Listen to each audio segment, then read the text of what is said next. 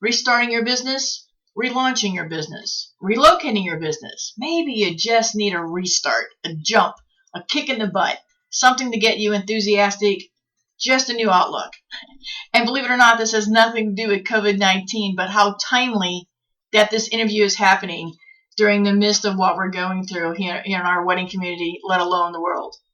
So moving your business forward without fear, because moving should be a daring adventure rather than a fearful journey.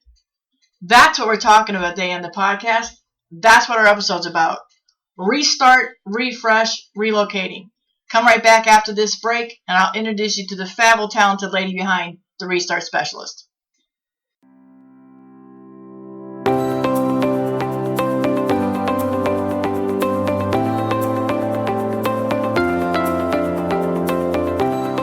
Welcome to the Be Fabbo Podcast. Hear candid conversations with wedding professionals as they share their stories, insights, and tips from inside the wedding industry. We'll chat about how to be authentic and that it's okay not to be perfect or run your business like someone else's Instagram.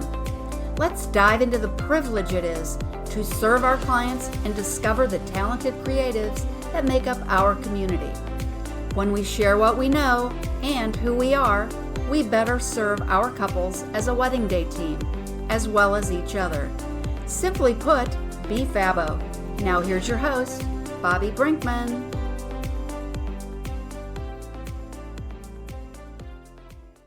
All right, listeners, we are back, and I'm so excited that we have Meredith. As I mentioned in her bio, you're in for a bit of information from this talented lady, now currently located down here with me in Savannah, Georgia. So I have the pleasure of working with her and talking on Zooms with her quite often. But today, a lot of you guys wrote in and you're asking about, just restarting and pivoting. And a lot of people seem to be relocating their businesses. Maybe it's this time of year or season that we're in. But I knew if I was going to talk about this topic, we were going to go to Meredith. And she is an expert in this area, a wonderful educator. But as we get through this interview, you're going to pick up some great tips from her. Remember that back in the show notes, anything that Meredith brings up will be linked back. Her websites, her photography, her coaching, her education, everything will link back there. So you don't have to take a lot of notes. Thank you, everybody, again, for following the rules and getting me your questions in before the episode since we're not live. But I want to thank listeners for always doing that for us and engage couples as well. So this is pretty much a vendor. One for the vendors, so I'm thrilled that we have plenty of vendors that are chiming in about this. So without further ado, Meredith, moving your business forward without fear. Tell us a little bit about that phrase, which I love, and how you went from a college art professor to a photographer and a wonderful wedding educator. I'm going to have to shorten that really shorten that and boil that down. So I cannot take credit for that phrase. When I was just getting started, I was trying to figure out how to move my business. We've been moving since 2005 and in business since 2009. And I sat down with a friend of mine, Mary Morantz, and at the time was explaining to her, look, I feel the overwhelming urge to share how we do this. And she actually came up with that tagline, and we've kept it ever since. Well, it's perfect because we are fearful. We're fearful every day to work on our business now, let alone moving forward. So that's great. Remind everybody, since I know a little bit about your story, so I always try to keep this general information. You're a military family, so that's one of the reasons you move around a lot. And so that's really how Restart got started, because you wanted to deal with that and teach that, and then mix in your art professor and teaching. So it does marry all together. Yeah, it does. The whole art, you did ask earlier how we came to be a business owner versus a teacher. And it is really incredibly difficult to transfer certifications from state to state. You're only there for a couple of years. By the time you get your certification, it's almost time to leave again. Right. And in addition to that, as a college professor, there's all the tenure and everything with that. It just became really difficult to, and very frustrating as a teacher to keep a job. And I decided at that point that I wanted to stay at home. We were having kids, pretty typical for the mom photographer to say, I think I'm going to stay home and open my own business. And then I quickly realized that when you move that business, you literally are wiping away all of your referral network that you've built up. And that can be very demoralizing and frustrating as a business owner to do that. So that's, I think that's just, again, we go back to running your business generally, always trying to find a new couple, always trying to find a new lead. So what is it on the Restart Specialist that are 3 key things that you think are very much important and we would like to share today specifically that you can think of? I'm going to tell you that the questions that have come in have been about pricing, about moving. Seems a lot of people, like I mentioned earlier, are moving. So, we'll get to the questions at the end, but maybe just in our conversation today, again, candid conversations here. So, we want a harsh truth and, we don't sugarcoat things here. Life is hard. Business is hard. Running a business as a mom is hard. And the season that we're in is hard. So what do you think the 3 key things that people should look for when they get ready to restart? And also let's talk a little bit about restart versus relocation and how they go hand in hand, how they also can be different. I think the 3 things when you're looking at restarting, relocating, and they do very much go hand in hand. You need to make sure that your pricing is on point. It sounds like a lot of questions came in about that. Yep. Your pricing needs to be on point for the location that you are serving. And I'm being very careful about what I'm saying with that, because I want it to be clear. You may physically live in a location, but that may not be the location that you are attempting to serve. So if you need a larger market because you have a higher price point, then you need to make sure that your price point is correct for that area that you're serving.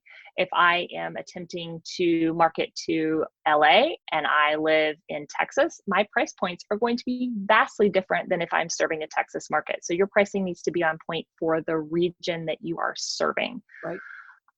The second thing is that you need to actually do the dang thing. You need to show up every day. I cannot tell you how many times I tell people to blog and to create content that is searchable, that is the SEO loves.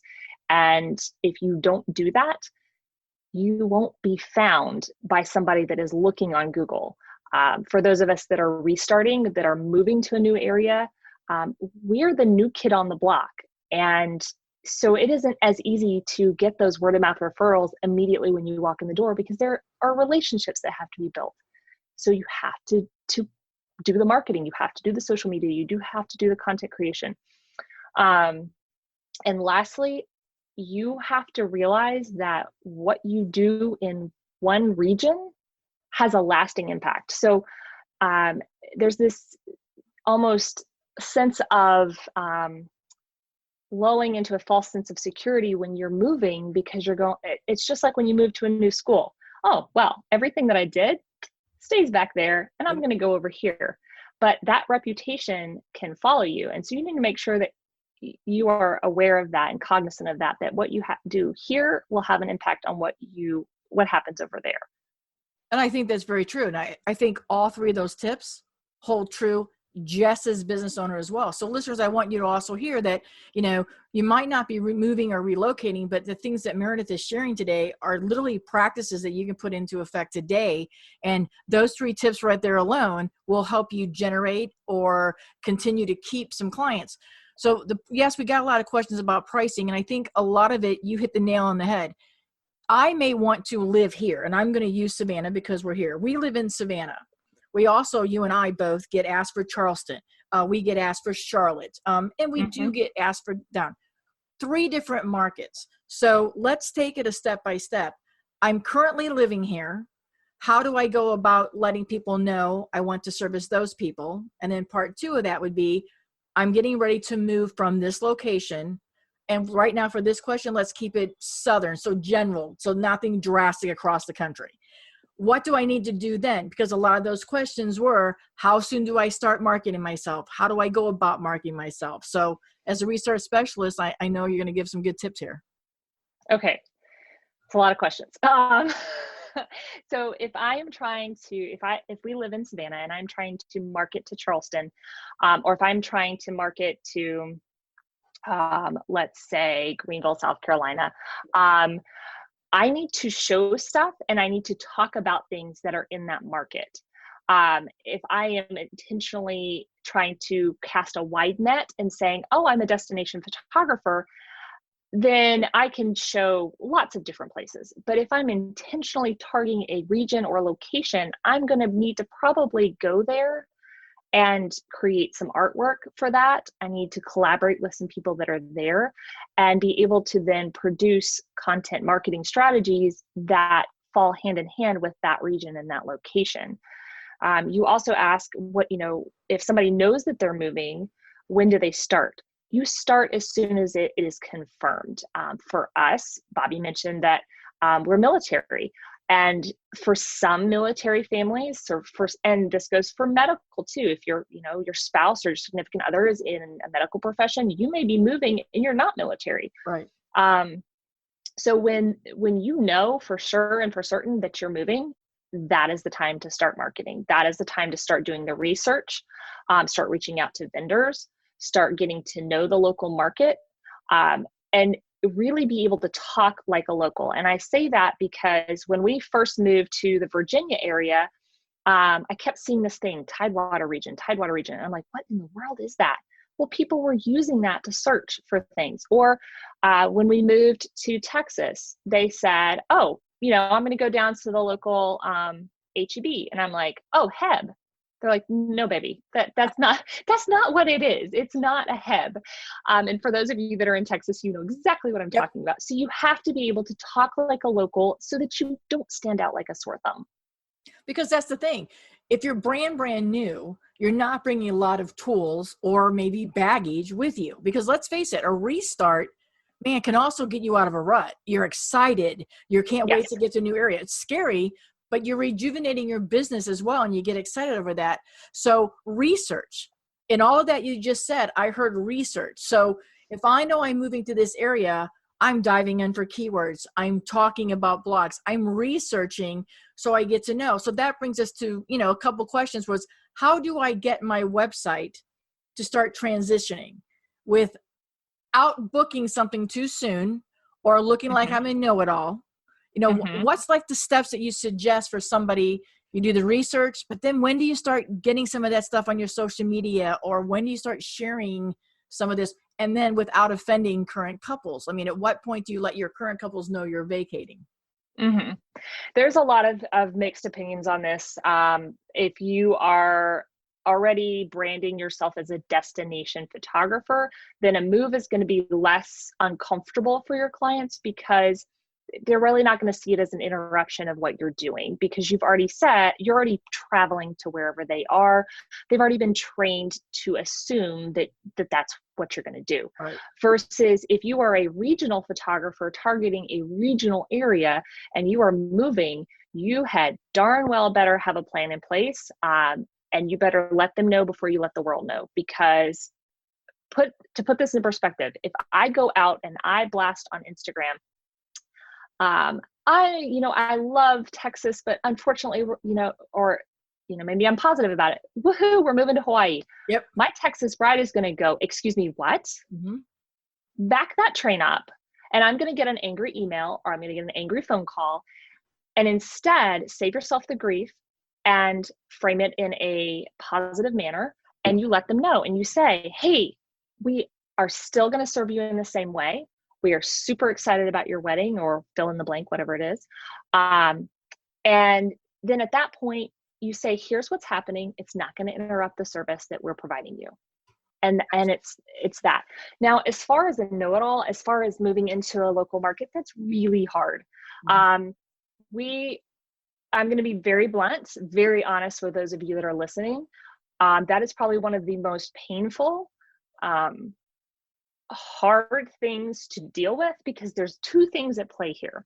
There is the new kid on the block syndrome, where you're walking in and everyone assumes, oh, here's another photographer that has just happened to pop up in our market, and they're brand new, they don't know anything.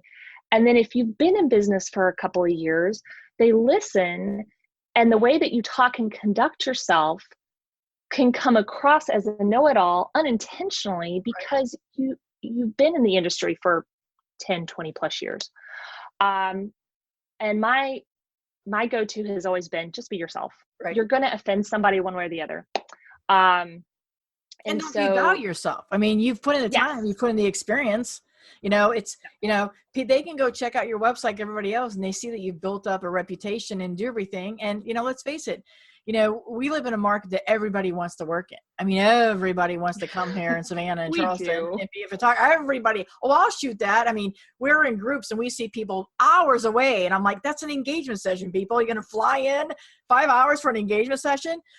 So that's it. So you come here, and those that have been here, they're tight circles. And if you put yourself in the step of where you're leaving a tight circle, you had a good group where you left. So you just have to come in, and it's scary. Everything is new, but you're also using this as an income, and you need to be profitable. One of the things that you do on your research specialist on your courses and website is you're teaching people how to run an efficient business, how to transition into efficient business. So let's talk about that a little bit. You're getting into this market. You're into a new market. You're doing your pricing. You've done your research. You're ready to go. How do you become efficient and not lose hope? Keep positive. Are you doing style shoots? Nobody's calling you. Your work's great. You've got some things to do. So what are some steps that you think somebody new coming into a market, whether you're a brand new photographer or been around for a while, what are just some of the things that you can teach? And here, especially in the episode, just talk a little bit about how running an efficient, why it's so important to run an efficient business, so that this maybe is a little less scary and a little less hectic when you go in. Because I would think having a good business plan in place before you move is going to put you way above and make it much easier. Whether you're moving or not, you need to have an efficient business, period. End of story. And for me, I cannot move a business effectively if I don't run an efficient business, because I'm still going back and photographing in the state that I was in for probably the first 6 months to a year, if not more, because we're on the preferred vendor list for venues that we're still getting inquiries for. So I have to manage a family and a move and a new market to market to. That means that I need to have a client management system in place. I need to have a workflow. I need to not be spending money on things that are not going to move me forward. And by that, I mean, if there is not a return on investment, then I'm not going to pay for it. Right. Because when you're moving into a new market, you are going to spend a lot more capital on marketing to that new market in the first 6 months to a year, just to get your name out there. Whether that is going and meeting for coffee with fellow vendors, whether you mentioned styled shoots. When styled shoots are great in one respect, in another respect, you have to be careful with them in how you execute them and what you're doing and how you're using them. As a person who's new in a market, it is incredibly valuable because you get to kind of move ahead in your marketing by getting to know the other vendors who don't necessarily know how you work or who you are. And that was one of the questions. We got several questions about, it's important to build relationships with vendors where you came from. How do you go about? Do you reach out prior to the move? Do you reach out once you're there? Is it a combination of both? And, you host the Tuesdays Together here in Richmond Hill, which is a Savannah suburb. Or is that something you recommend highly before you get all the way moved? Start joining these things a little bit. Basically establishing and introducing yourself to your new vendor friends so they're not so afraid that you're coming in, and be welcoming. We all know the photographers are a hard batch to break that shell on. But is that how you recommend? Again, it's lucky we have websites and everything like this now, and especially now with all the Zoom things going on. But I mean, is that kind of just find somebody that's kind of like-minded and reach out and just start befriending that person and seeing what you can do? Yeah, I think that you first need to, I hate to use the term date them first, because that's really that's a bad way to say it, but you have to get to know them online first, because you have to remember you're not in the market yet. You're not there. You're physically somewhere else, and it's expensive to come out let's say you're halfway across the country, it's expensive to come out and pay to be there and visit several times before you move. Right. So you need to get to know them. You need to find vendors that have the same, not necessarily aesthetic as you, but they have the same frame of mind. If I'm a quiet, introverted person, which for the most part I am, then I'm going to want to gravitate towards people that are similar and like-minded. If I've served a certain clientele, income tier, or a certain type of client, then I'm going to look to see, are there vendors that are serving that similar, maybe it's light, bright, and airy, or it's dark and moody, fill in the blank, whatever it is, and get to know them. Start following their work. Start commenting on their work. Maybe share some of their work where it's appropriate and not breaking copyright. And then, like Bobbi said, getting into those Tuesdays Together groups, which thank goodness for things like that. Finding local wedding groups that are for professionals to get together and network, because they're going to have a Facebook page. Starting to introduce yourself where it's appropriate, and having some conversations offline. Zoom is a great way to do that before you get there too. Right. And it's the same thing. I think everything you're talking about this is what you should be doing in your business anyway. If you think back to when you started your business, you're just doing it again. And maybe scarier. Maybe now you're like, okay, I'm in a new place, but I'm also have some experience now. Now I'm not the new kid in the industry. I'm just new to it. And I think the things we're talking about applies. I know we're talking a lot about photographers, but we have a variety of vendors that listen in. But I think your restored classes and specialists aren't just for photographers, correct? You can help any creative business in a restart, and you have classes for that. So maybe touch a little bit on, Bob, just in general, some of the things that you go over in some of your courses that would help all vendors that might be moving or restarting. Yeah, we do. While we do primarily serve photographers just because of the nature of who I am, right. We have definitely served floral designers, planners, even transportation, classic car companies, and as well as even a lighting studio that's a brick and mortar store. Wow. And the biggest thing is you touched on it, you hit the nail on the head. You have to remember, how did you feel when you first started your business? Well, now you're literally doing the same thing again, but you have to do it faster. You have to do it quicker. You don't have years to do it. We say it's about a 6-month cycle up, and then it starts to catch up to where you should be. The other thing is, no matter what industry you're in, you should not be lowering your price point, because that is the quickest and fastest way to tick off a community that you're moving into, because you're seen as the new kid and you're seen as the outsider. And if you come in and you undercut by $1,000, $2,000, all the other vendors that are in your genre that are at your level of expertise, they're going to have a problem with you, versus saying to them, look, guys, I want to honor the market we're moving into. I want to make sure that I'm not asking for your price. I'm not asking for you to lay open, the doors to your private proprietary information, but at least can we have a discussion? And Bobbi, you and I kind of have had those discussions where we're making sure that we're honoring the hard work of all of the other vendors that are in the market that you're moving into, whether it's floral design, whatever the case may be. And that will go a long way. And I think that brings up a point that is difficult. And I'll play the devil's advocate here. I don't have any clients yet. So again, I'm kind of like you get moved, you get settled, you've done your research before. You're not going to have money coming in the door. I mean, you might be lucky and grab a couple engagement sessions if you've done the work, set your website up, set everything up. So people go, oh, I like this person, and may not even know that you're not local yet, but are new to the town. So that I'll play devil's advocate by saying, hey, Meredith, I don't have anybody. I love your work and everything, but you're XYZ amount. I need to get this couple. I'm going to come in at this price because that couple said that to me, not even knowing the market. How then do I turn down work like that without offending the rest of the community? But I need to get a real wedding under my belt. So what's your suggestions on something like that?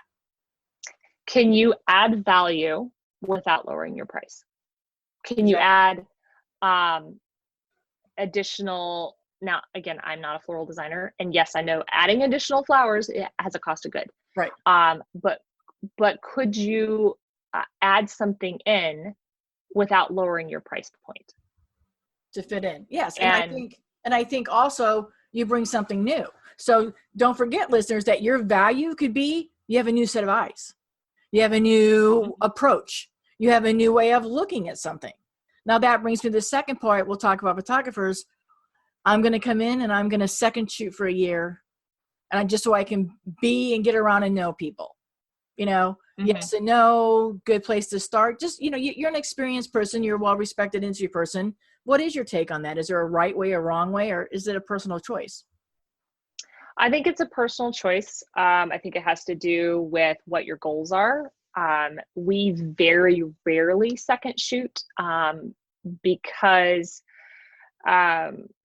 one, we do charge a larger price point for us second shooting because I'm often bringing my gear with me. And I think if you are in your first 5 years of being in the industry and you really want to get to know that area and you're going to be there a while, absolutely make sure you're doing it ethically. Make sure you have a contract. Don't be shady. And have I second shot in this market? Yes, but I did it strategically where it would not harm my business, where it was at locations and with vendors that I really wanted to work with, and making sure that, again, contracts are in place and that you are following the letter of what that says. And that brings us to a wonderful spot too. I'm now getting ready to move to this market. Am I setting my business up after I move there? Should I start, if I know an address or whatever? You mentioned earlier about certificates in teaching. Business licenses don't cross state lines. You have a federal ID number. You've set yourself legally, but you're going to need to get a new state ID number. Doing that research and getting. So part of your restart specialist, I would think teachings would be get legally set up so that you're ready to take that first couple. Yes. We always talk with our insurance ahead of time and say, okay, what do we need to do for moving to this state to make sure that not only in the middle of the move that our gear is covered, our things are taken care of, but that when we move to that new state, that in the interim of getting that business license set up, that we're okay. That a lot of times what we will do is we will leave a business license open in the previous state until, and that's what our personal insurance has said to us, is to leave that business license open in that previous state until the new one is established and set up so that we have one, and then close down the old one if we're no longer needing it to shoot in that location. And so we're always covered by a business license until the next one is set up. And that the best resource I have for that is going to be Rachel Brinke. She owns the Law Talk. She also owns a new thing called Eden Law Firm. There are a lot of military spouse lawyers that are in multiple states. And that's a great resource to go and ask her because she will know the legal side of things to help you maybe transfer an LLC or whatever the case may be. I always defer to making sure that you have a lawyer on your team to know what you're doing. And that's a good segue. One of our questions was, I know that I'm moving and they're going from north, south to north, but they know they're going to have to be coming back and forth. At what point does it hurt to keep that license open? Because maybe you want to keep working back there. Their question was basically, how often is it reasonable to continue going and serving those clients in your past state? And again, I think that's going to be a personal preference, but I think that's a good question for listeners to hear. Do you keep that license open there for a year? Because you got to keep going back, because if you have a wedding 8 months from now and you cancel your license, you could run the risk of something happening. So financially it's a cost, but it's also a cost of doing business. So is that other things that you suggest doing that as well? And how long do you think that? That again is going to depend on the state. For like South Carolina, I know that they're very particular about how many licenses you have to have and in which city and all of that. Even though I don't live there, that if I'm shooting there, I have to have something in that state is my understanding. versus other states are a lot more lax. If I book a wedding and I live in Savannah and I'm shooting it in North Carolina, that particular area may not require me to have a license if I'm coming in for 2 days to shoot and then I'm going home and it was booked in Georgia. So you need to understand every state is different. And I would check with your local government to see what they require. But if they're not requiring it and you're booking it in another state, you have to determine, like, I know New York, the city of New York, if you live and visit New York for business a certain amount of days of the year, then you are going to pay New York state taxes and you need to have a New York state business license. Right. Other states like Texas are a lot more loosey-goosey about it, and you can literally declare that you're doing business and you don't have to file any business license. Right. And that's the same thing as everybody thinks this destination world is so happy and they forget about all the legalities. And a lot of people, let's be honest, a lot of people don't follow these rules, make it bad for the rest of us that do. I think it makes it harder for the rest of us to follow these rules. But I think that's a very valid point. It's like, and I think that's something you have to determine. You've built up this wonderful career in this great state. You could have revenue keep coming in, but at some point, do you want to keep serving where you were versus serving where you are? And part of the 17 pricing questions was, when I'm booking these new weddings and I have to fly back home, how does a past customer that was mine, now I have to pass on airfare and travel? And that's— No, you cannot. No, you can't.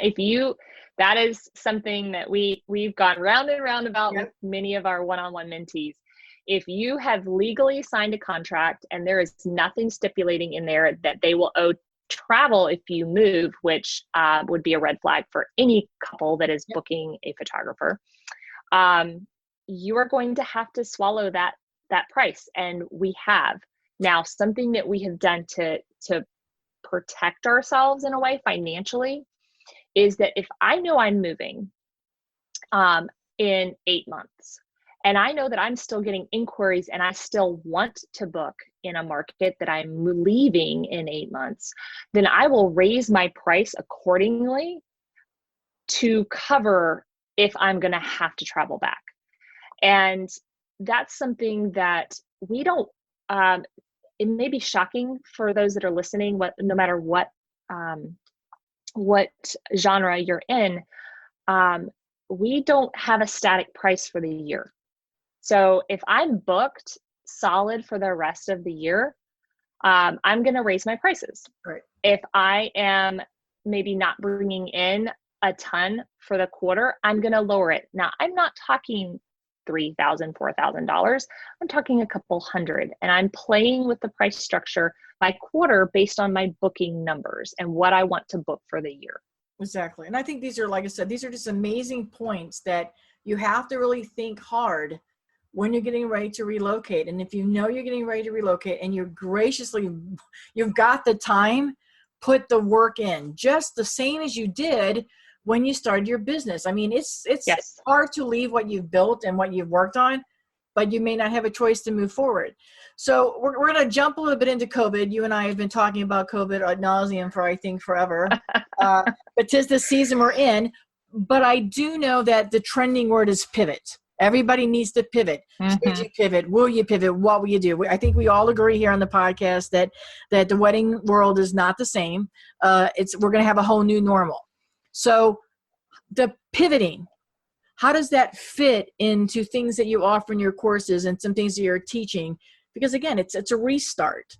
So some suggestions you can get some people about just thinking outside the box and just, give somebody a kick in the pants here and tell them it's going to be okay, and some things they can automatically do just to feel a little bit better about themselves. Because, I know everybody's in the dumps a little bit, but, again, you and I are on Zooms and we're chatting, and you can only cheer people up so often like that. I think people look to people like you and I, okay, what are they doing? Are they pivoting? Are they taking action? So, what's some things that you can kick some people's pants in the butt here and say, hey, get off the butt and be positive, take your time with your family, but you got to do some business branding, but it's okay not to do something, but here's some things we need to do. Yeah. First and foremost, I think it's okay to be upset. Yep. I think it's okay to have all the feels and all the emotions. I do, however, think that we need to limit that emotional expression on social media, because there are potential clients, future clients, that are watching us. They are watching us because we are considered the experts. And I'm not saying me and Bobbi, I'm saying everyone. Right. Grooms, brides, clients, couples look to us as the experts, whether we have been in the business for 2 years or 20, does not matter. So call a friend up rather than post it on Instagram.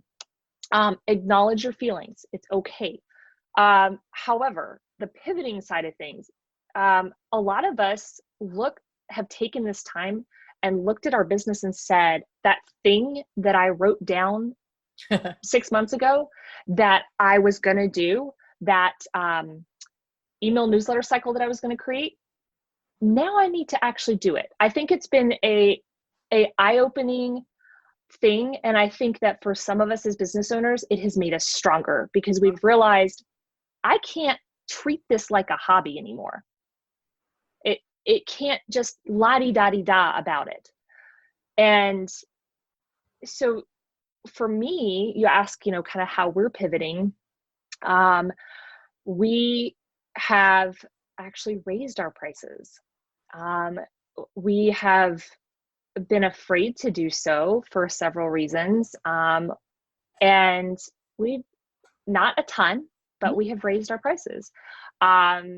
We have also decided to dabble in, get a little creative with something that, and try film again. I started in film, and you and I had this conversation the other day. I started in film. There's a reason that I stopped doing film for a while. Exactly. But the idea for me to be creative again and not get that instantaneous gratification on the back of my camera, I kind of like that idea. That's slowing down in a way. The other thing we've done is we've leaned out our business even more. If you're not familiar with that term, go read the 2-second lean. It's a short read. It's kind of technical, but what things are we paying for that I'm not using? Or am I paying for Zoom and something else that does the same thing? Can I get rid of one of those things? So I think that's one of the things to definitely be pivoting and looking at, how can I tighten my belt, save myself money, while still serving my clients well. And also too, it's like, we're focusing here on, wedding photography, but there's other areas you can branch out on. I mean, I know some florists are starting to do some other work, teaching, education. Yep. But I will say this, and again, candid, not everybody needs to be a teacher. Not everybody needs to go on the speaking circuit and talk about everything they've just done. I by far am way down on the chain for teaching, but I teach truth and practical, and I'm not going to sell you 9,000 presets to do something. I'm not selling you anything when I talk. So I think that while we've had this time, a lot of people have went the online education route. Oh, I'm going to go learn. I'm going to do. Mm-hmm. As you said, lean down. Maybe there's a different way to do something. If you claim it, you own it. You write it down, you say it out there, we start working on it.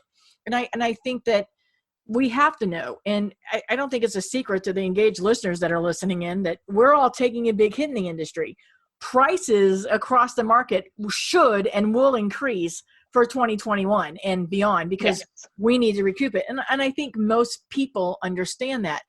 But it's like, just, again, with relocating and here with COVID, everything we've said so far, it pretty much is a parallel. It's there.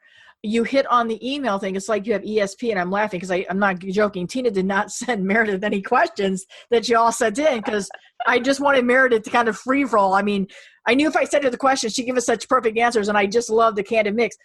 One of the questions is, what is your thoughts on doing an email blast, getting a list, or going on to somewhere and finding wedding shows, a list, and e-blasting and introducing yourself this way to couples before you get into the market, but part of your research?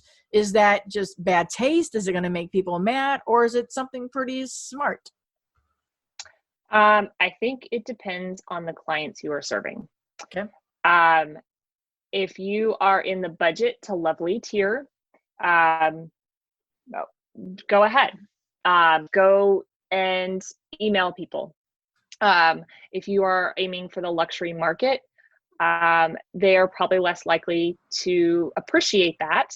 And on the flip side, I will say that the email list and the website are the only thing you own. Everything else you are renting. Yep. You are renting a space on Instagram. You are renting a space on Facebook. We don't rent space on TikTok, but there are some people that do. Your email list you can control. Your website you can control. Maybe consider instead providing value versus selling. So maybe if your ideal client likes healthy food and that attracts them, maybe provide one of your favorite recipes in a newsletter. But you have to always filter it through the lens of what is your tier that you're marketing to price point wise? Is that how they like to be sold to? And secondly, would your ideal client like the thing that you're sending, or are you just sending something based out of fear marketing? Right, because then at what point do you meet these people? I know you and I don't do wedding shows, but like traveling to your city you're going to be going to and buying a booth at a wedding show. Man, I'm going to be honest here. If you don't do wedding shows, I think that's a real hard thing, because now you've got the extra pressure of I got to buy a booth. What do I look like? Mm-hmm. But you might attract people. But will you be attracting your ideal client in doing so? I mean, I always preface this, Meredith and I are not lawyers. We're not financial people. We're just offering you our years of experience, as we always do with every guest, unless I have a lawyer or a financial person. But Meredith and I are not saying one way or the other. We're just giving you suggestions based on your questions. But I think that's one of those things where, man, if that's your couple, and you attract that type of couple, which you should have defined before you move to a new market anyway. Yep. Going to a wedding show and trying to track that, is that a way to get some couples and then build from there? I mean, it's not a bad idea, or is it a good idea? What do you think? I'm going to be really honest. We actually have done wedding shows, and we actually did a wedding show this year. And we booked at our mid-level package and our top tier package. Perfect. But we are probably at a price point where within the next year or so, we're going to price ourselves out of that, because we're moving into the lovely and luxury market versus kind of being firmly in all three right now, right. With our packaging. So I think that if you are in a new market, I think that you should research them first. They should be able to tell you how many couples are coming through, how many of your genre are having booths there.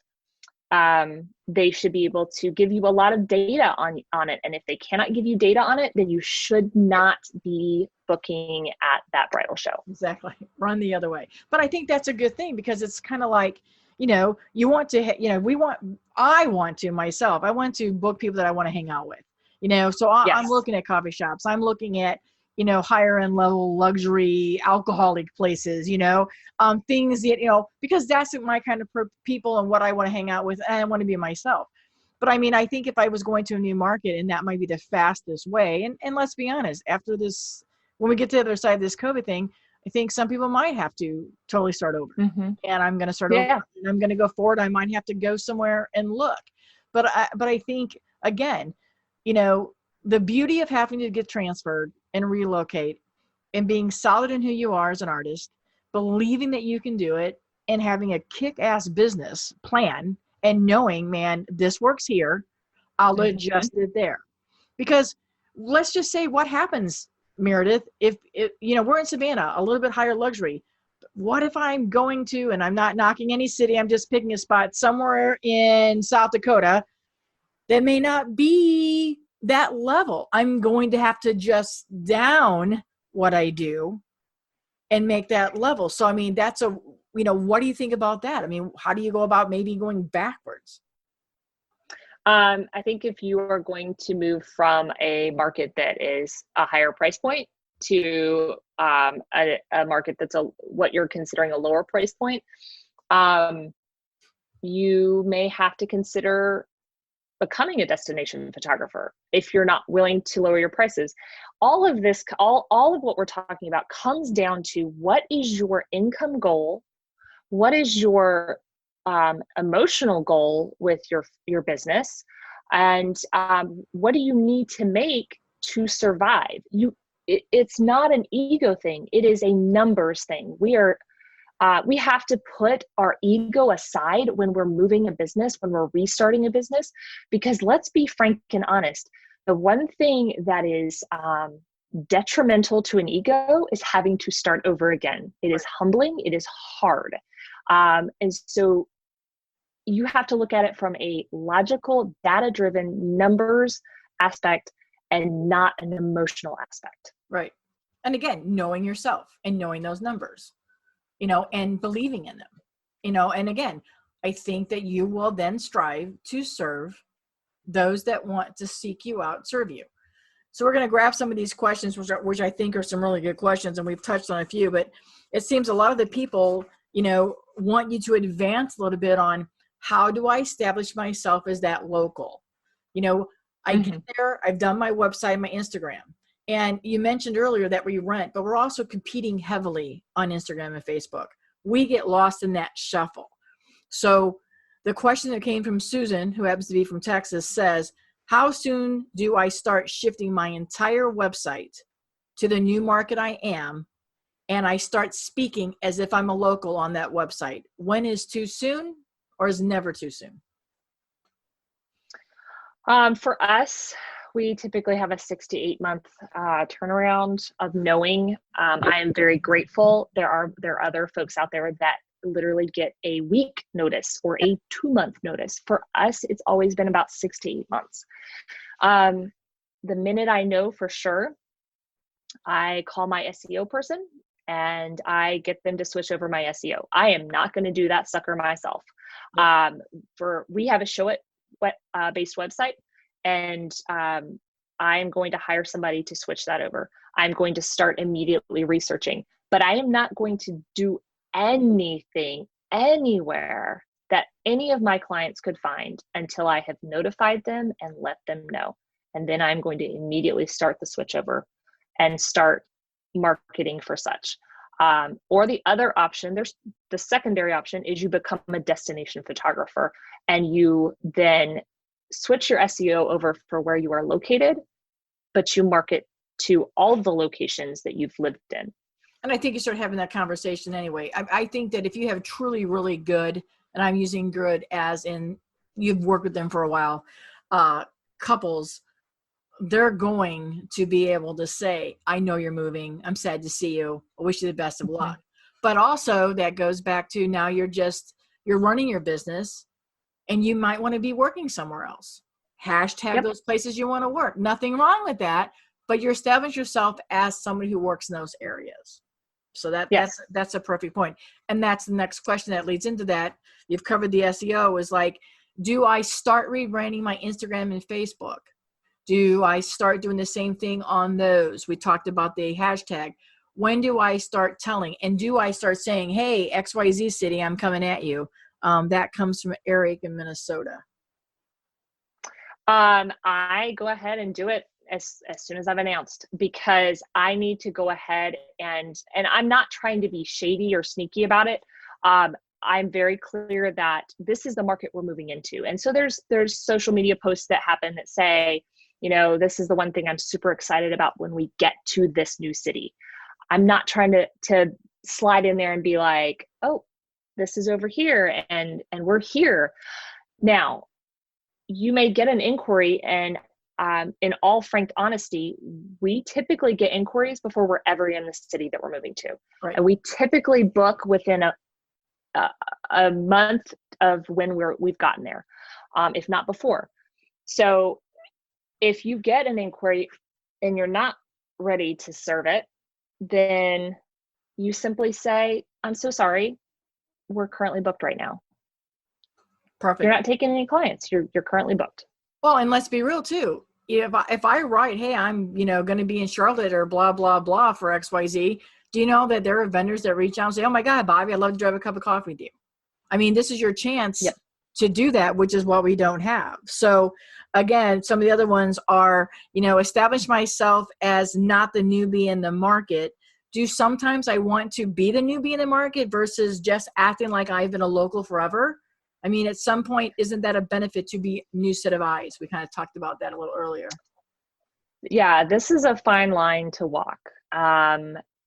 I think about being back in grade school, and if some new kid moved to the school, everyone was like, oh, did you see the new kid? Have you talked to the new kid? Are they cool? Are they crazy? Are they weird? And so there is a plus side to that of like, you are this enigma that people aren't quite sure what you are. On the flip side of that, people aren't quite sure what you are. And so a lot of times there's some assumptions that are made about you. And there are times I have to check the things that I say because I have a very deep burning desire to help people and to teach because I am a teacher. But that is not taken well when you are new in a market and you come in and say, oh, well, there's this thing. Did you know you could da da da da da? And especially, I think in the South, I'm from Georgia, so I'm not knocking the South. I am from here. We can tend to take that offensively. And so consider the region, the demographics that you're moving into, and be okay with being who you are. I'm not saying go and, start slowing your drawl down to match something you think is there. I'm saying be yourself, but learn to know the local idioms so that you don't make a huge flub like I did and call things the wrong thing. Right. Heck, y'all, I've been here for 7 years and I still talk faster now than ever before, but I do have all these Southerners saying y'all be Fabbo. So it does it break itself off on that. So the next question looks like it's a Michigan, and it says, would you ever need, or does Meredith ever feel that you need to change your style to fit into a market? I'm primarily a dark and moody photographer, but I'm getting ready to move more into a light and airy area. Do I adjust a lot, be myself? I think we kind of alluded to that right now. You got to kind of get in here and feel, but do I make my website look like me just with more Midwest things, or do I make my website look like I fit in? Okay. So a friend of mine once said, you have a client who has 10 tabs open on their website, open on their URL, on their internet. And they go, nope, nope, nope. There you are, Peter. I found you, the thing I've been looking for. And so if you're moving into a market that is all light, bright, and airy, how fantastic that you already have a defined style that you love of who you are, because there are going to be clients that have been waiting for you that are going to go, oh my gosh, thank God, finally, somebody that gets me and who I am. I can't wait to hire you. Now, you mentioned the website. On the flip side, you're going to need something that regionally looks like where you're marketing to. If you are a destination photographer, cool. You can show lots of different places. If you are a regional photographer and you are moving from Phoenix, Arizona to Williamsburg, Virginia, the landscape is a lot different from one to the other. And you're going to have to that's where style shoots might have to come into play, because your whole entire portfolio is going to have to really be curated to make sure that they don't feel like you are a fake, and that they can know, like, and trust you because you're showing things that they're used to seeing. Exactly. No, that's great. So that's the next question. This is Melissa. Melissa did not say where she's from. I did not look it up. Lazy me. She says, moving into a new market, should I start breaking down, especially on Instagram, the cities, like Kansas City is where I am shooting, but then I'm going to Louisville. So do I have a Kansas City section and then a Louisville, or will that break me down too much? I should mix them all up. I want to make sure people know that I'm going to live in Louisville and I want to represent Louisville, but I love Kansas City. If you're still wanting to shoot in Kansas City and you're wanting to be found for Kansas City, then you can show both at the same time and be clear in your copy and in the words you're using on your website that you're doing both. Or if you want to really be clear about it, then you have two separate sections and you say, here's this and here's this. Here's a hard one for you. It is from Mark, Indianapolis. Do you think it's more beneficial, more profitable, faster to open a brick and mortar when moving to a new location versus working out of your home? No, don't do it. Bobbi says no too. That's two no's. Moving on. Moving on. Don't do it. Sorry, Mark. The answer is no. Epic no, Mark. No, in all seriousness, Mark, if you got a lot of money and you want to go to brick and mortar, but I mean, if you're going to an area that doesn't have that anyway, and it's new to you, I mean, come on, people, how many new things do you want to start at one time? I mean, moving to a new market and dealing with all that, go establish yourself and get a kick-ass storefront and knock everything dead. So I think that's great. So that's perfect. This next one is kind of a little bit different. Does Meredith have any suggestions for, we're venue owners, but we are looking to expand our venue idea into a new market, a new region? Is something like restarting tips that she offers on her website? We went to look at her website, beautiful website, by the way. Is this something that maybe she can offer tips? Happy to reach out privately, blah, blah, blah. I'm just reading everything for you. So it's like, yeah, so tips for opening a new venue. I mean, it's that the same thing applies, the same thing we've been talking about. Yes. We have worked with so many new venues because a lot of the things that we teach when you're relocating can apply when you are opening a venue. The most important thing is that you have your finances in place and that you don't grow too big too fast. One of our favorite TV shows is The Prophet with Marcus Lemonis. Definitely go check that out because many of the brick and mortar stores that he's working with have opened too many locations too fast, and because of that, they are going bankrupt. So I'm glad to talk with you privately and get more in depth with that. But we learn so much from watching shows like that and applying it to our own business. This is one that I love, and we'll kind of wrap up the questions here because we want to talk what they're segueing into is, how does Meredith, and is she available to come? Small group. We like regional photographers like to get together. Is it something that she teaches? Does she tell them to different classes? So yeah, I'm going to let you segue with that. You know, when we get safe and healthy, why don't you talk a little bit about some of the wonderful things that you teach? I know IPS, all the wonderful places, and then, you know, I know you're going to be teaching in some places, and I want people to be able to follow you. And again, show notes, but let's talk a little bit about some of the things that you offer on your courses. Everything is on an email. I mean, everything's on your website here, which again, Tina will link back to, but just talk a little bit about the different courses and subjects and how you do love small groups. Yes. So I am an INFJ. I pretend to be an extrovert sometimes, or I extrovert so hard that by the time the conference is over, I crash. Yep. So I do love small groups. I think that is where some of the biggest growth happens because people feel comfortable to ask the hard questions. And like Bobbi said, when we are at a point where we can safely meet again, our sweet spot, and I say "our" a lot because my husband Jason does a lot of the co-coaching with me. He has some things that are integral to what I teach.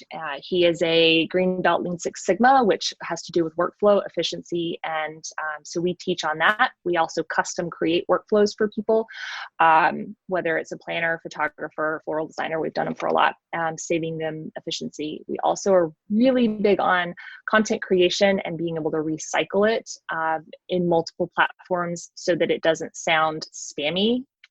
And that you get the most out of it. And then, of course, there's the obvious relocating your business and doing that efficiently and effectively.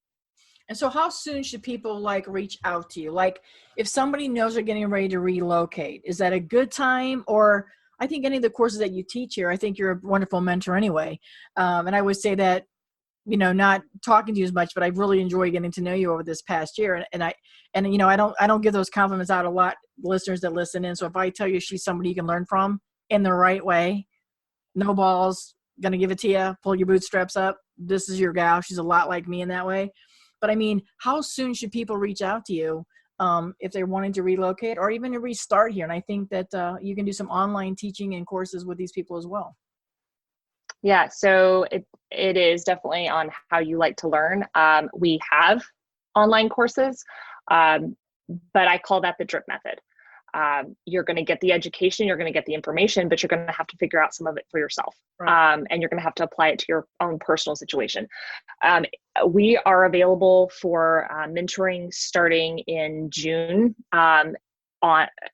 and I say that because we are booked solid with a current mastermind as well as some one-on-ones. And I would not wait. I would go ahead and reach out to get that scheduled ahead of time because we do book out typically pretty far in advance. And Bobbi is completely correct. We don't sugarcoat things. Our Facebook group, we have the tagline of a cotton candy free zone. We don't do the fluff. I want you to have the Brussels sprout truth, which sounds a little corny, but I want you to grow and be nourished and have a thriving business versus just the feel good, pink fluffy stuff. And can everybody come and join that? I want you to bring that up again. That's why I can't. Yes. Can everybody join that? I want people to be doing that right now where we got some time off. So a perfect way to get to know you a little bit before they maybe sign up for a mentoring. Tell everybody where that is. And again, Tina will link back, but hear it from Meredith's lips herself. Yes. So we have the obvious Facebook page, business page for the Restart Specialist, which is linked to a private Facebook group. There's about 500 something in there, I think. And that's pretty easy to find. Just search the Restart Specialist. You're going to see it and just ask to join. We'll add you in. And you have great conversations and learning and just things. Again, we have, people that are, do you have a lot of military people in this group? Are there a lot of people that are relocated in this group, or is it just a great mix? It is a really great mix. Cool. There are folks that we have just met in different markets that have mentored with us. There are, like I said, there are photographers in there, but we also have brick and mortar stores. We have a home goods store. But these are all people that don't like BS and prefer to work together, help build each other up. We do Facebook Lives from time to time, as well as lots of other little bits and things we do in there. So Mark, go join that and ask your brick and mortar questions to all those people in that group and see if you get something other than no from Meredith and I. Oh God. So we've reached our hour. I've taken enough of your time. So is anything else you want to wrap up? And again, everybody, I'm telling you, this is the time, take COVID as a blessing right now to restart, reevaluate. Let this lady help you with one or two things that might just be something you're not seeing, something you don't recognize, and let her just kickstart you a little bit. She might tell you the truth, but you're going to feel good about yourself in the end. So she doesn't sugarcoat it, but she also doesn't rip you down. She's going to lift you up. She's a cheerleader like me for small businesses. So take this time, link back. So is there anything else you want to let our listeners know about Meredith? I don't think we have anything upcoming that you're speaking at before anything. But if anybody, maybe Shutterfest, yes, no, coming on, make sure if you're a Shutterfest fan, you'll see her. Yeah, I don't know the answer for Shutterfest right now, other than it is currently scheduled for July. That is our first speaking engagement coming out of COVID. We will be at the Reset Conference. We'll also be at some others that have yet to be announced later this fall. And I always want to leave with a nugget of an action item. And so I would say, guys, if you have never done a SWOT analysis on your business, go look it up, go do it, and then figure out what you need to do to move forward. That is that action item, homework item. Go message me on Instagram after you've done it. Go join the group, ask me questions about it. But that is the one thing you can go do right now for your business. And that's what we love. And that's why we love bringing you guests like this that are going to give you tangible, easy things to do that will only help you continue building your brand and growing, but also leading with the heart and doing it the right way. Legal way, man, I can't stress enough, guys. You've heard us talk. Get all that stuff in place so that you can be creative. Don't work in your business. Get your business to work for you, and you will be serving more and more couples and clients and each other in the industry. So everybody go out there. I know I normally say have a Fabbo wedding weekend coming up. This is going to air before weddings are back. So again, thank you for joining us here at Perfect Wedding Guide on this podcast. And we're thrilled to have you along with us on this ride, Meredith. Go look her up. Show notes. Thank you, Meredith. I'll talk to you soon.